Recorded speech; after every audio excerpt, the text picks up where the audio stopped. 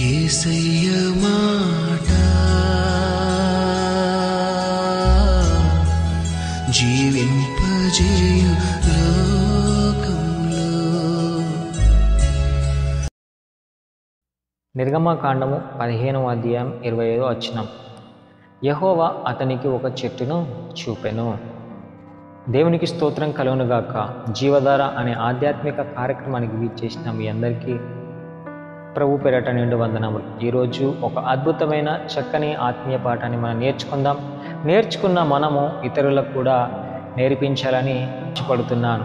ఈరోజు మన వాక్య భాగంలోనికి వెళ్తే, దేవుడైన యెహోవా మోషేకు ఒక చెట్టును చూపించి దాన్ని నరికి ఎదురుగా ఉన్నటువంటి కొలనులో దాన్ని వేస్తే అప్పుడు ఒక అద్భుత కార్యం జరుగుతుందని మోషేతో దేవుడు చెప్పాడు.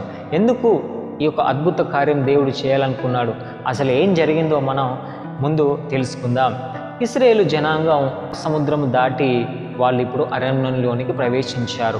ఆశ్చర్యకరమైన విషయం ఏమిటంటే, నీటిని దాటిన ప్రజలు, నీటిలో దాటుకుంటూ వెళ్ళిన ప్రజలు ఇప్పుడు త్రాగడానికి నీళ్లు లేక అల్లల్లాడుతున్నారు. వాళ్ళ దప్పిక తీరడానికి నీరు కరువైంది. అక్కడ నీరు ఉంది, కానీ ఆ నీరు త్రాగడానికి వీలు లేకుండా చేదుగా ఉన్నది.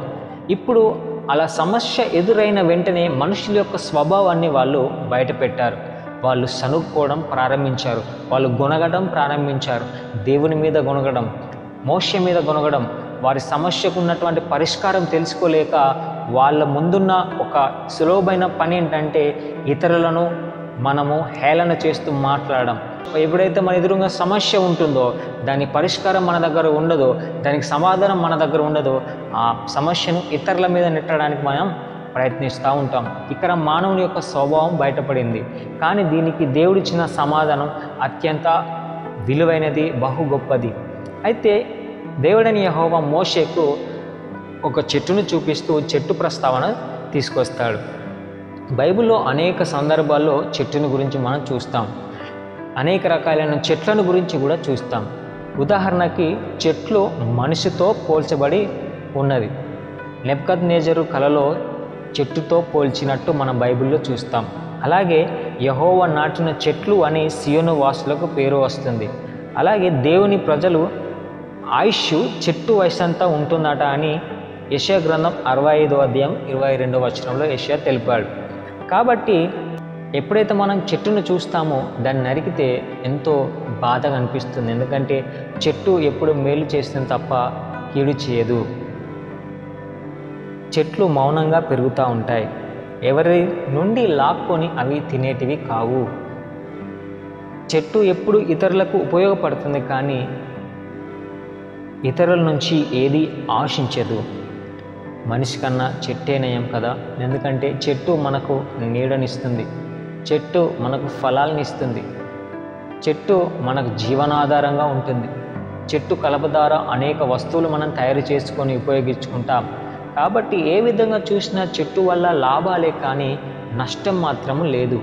కానీ ఇక్కడ ఈ సమయంలో దేవుడు ఒక ఏపుగా పెరిగిన గొప్ప చెట్టును నరికివేసి నీటి మనులను వేయమని చెప్తూ ఉన్నాడు. సజీవుల భూమిలో కొట్టివేయబడినటువంటి చెట్టును మనం ఇక్కడ చూస్తున్నాం. అయితే ఆ చెట్టును వారు కొట్టి లాక్కొని వచ్చి ఆ నీటిలో పడవేయగానే వాళ్ళు చూస్తున్నా కానీ ఆ చెట్టు మొత్తం నీటిలో మునిగిపోయింది.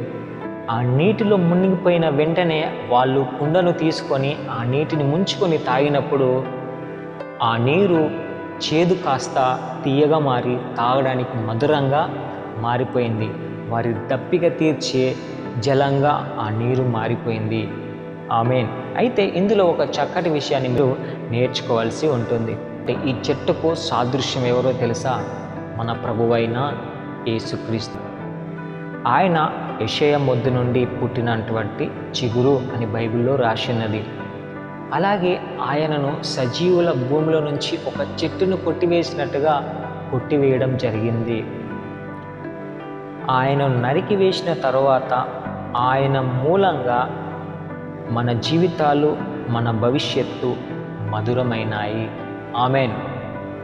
ఎందుకంటే ఆ రోజు ఇశ్రాయేలు ప్రజలు కూడా జీవితాలు ఆ దాహం తీర్చుకోవడం వల్ల తెప్పరిల్లినట్టుగా మన పాప భారాన్ని మన పాప భారాన్ని ఆ యేసుక్రీస్తు ప్రభు వాళ్ళు మోస్తూ మన కళ్ళ ముందే ఆయన కొట్టివేయబడిన తర్వాత మన పాప జీవితం, మన చేతి జీవితం మధురంగా మారిపోయింది.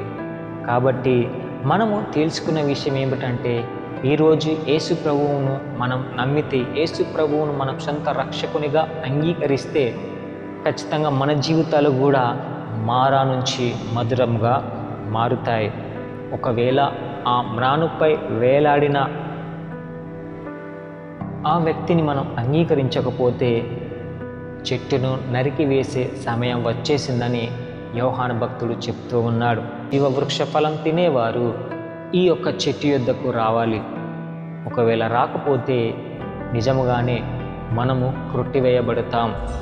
ఒకవేళ దేవుని దగ్గరికి వస్తే మనము కీర్తన గ్రంథం 1వ అధ్యాయం 3వ వచనంలో చెప్పినట్టుగా అతడు నీటి కాలువల యువరన నాటబడిన చెట్టు వలె ఉండును. ఆమెన్.